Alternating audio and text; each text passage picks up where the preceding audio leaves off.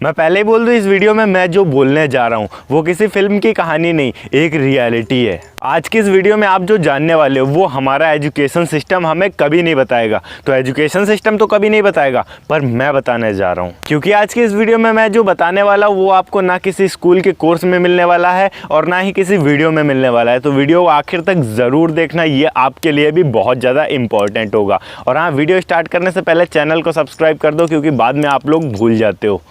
Hello and welcome friends, my name is Anup Singh and you are watching the Anup YouTube channel.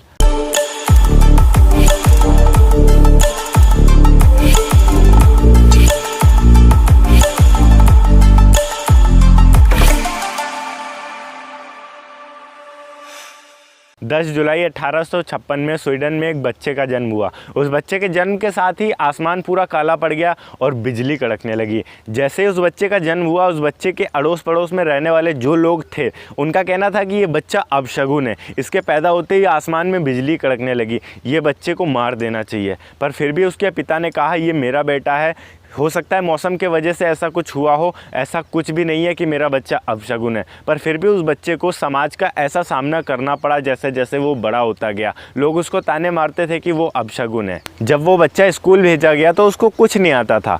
वो टीचरों से बहुत ही अजीबोगरीब सवाल पूछता था, जिसके वजह से उनके जो टीचर्स थे उन्होंने उसको स्कूल से निकाल दिया।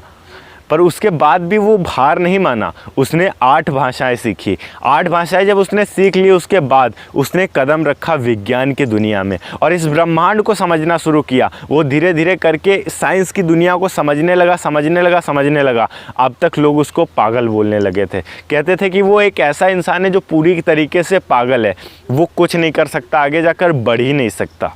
क्योंकि उस वक्त साइंस को कोई मानता नहीं था, क्योंकि साइंस की कोई भी खोजें ज़्यादा नहीं थी उस वक्त। तो लोगों को साइंस नाम से मजाक सा एक लगता था। कहते थे कि साइंस जैसा कुछ होता ही नहीं है। पर उस बच्चे ने टाइम के साथ ये अनुभव किया कि हमारे ब्रह्मांड में ऐसी कई सारी चीज़ें हैं जिसको अगर हम समझ लेंगे तो हम बहुत कुछ दे सकते हैं इस दुनिया को साइंस के थ्रू।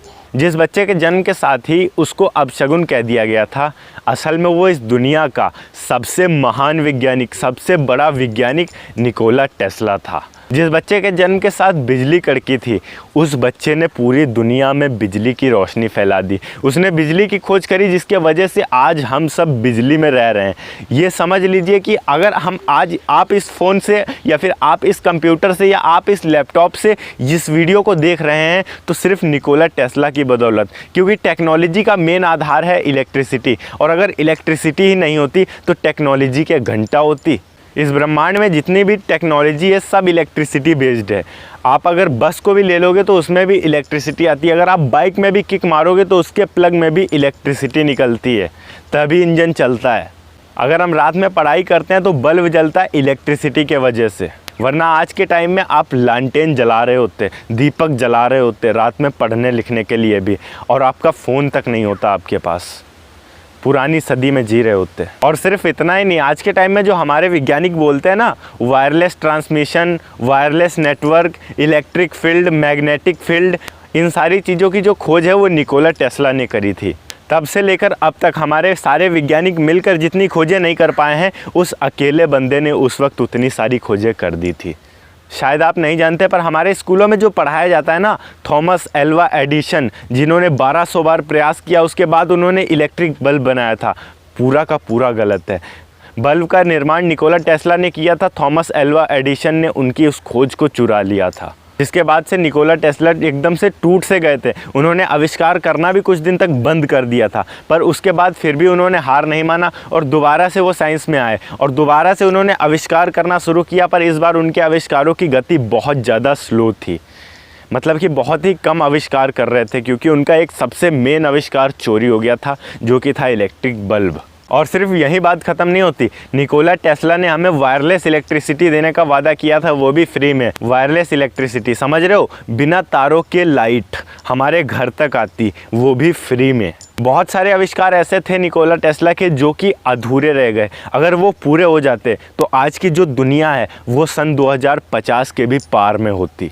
और वो फ्री वायरलेस इलेक्ट्रिसिटी हमें दे भी सकते थे, पर कुछ ऐसे वैज्ञानिक जो कि लालची थे, जिनके वजह से ऐसा हो नहीं सका। जब निकोला टेस्ला की मौत हुई थी तो FBI ने उनके घर में जाकर उनके कई सारे पेपर्स को अपने कब्जे में ले लिया था, ताकि वो गलत हाथों में ना जा सके। इस महान वैज्ञानिक की मौत सन 1943 में बीमारी के चलते हो गई थी, पर किसी को हो ना हो, हमें आज भी इस बात का अफसोस है कि इनके कई सारे खोजों पर अन्य वैज्ञानिकों के ठप्पे लगे हुए हैं और उनको श्रेय मिलता है, ना कि इनको मिलके, जबकि इन्होंने इतनी ज़्यादा मेहनत करी थी। अल्बर्ट आइंस्टाइन भी इनके दिखाए हुए राह पर चलते थे और इनके दिखाए हुए राह पर चल के ही उन्होंने अपनी सफलता को प्राप्त किया था, और ये बात उन्होंने खुद अपने एक इंटरव्यू में बोला है।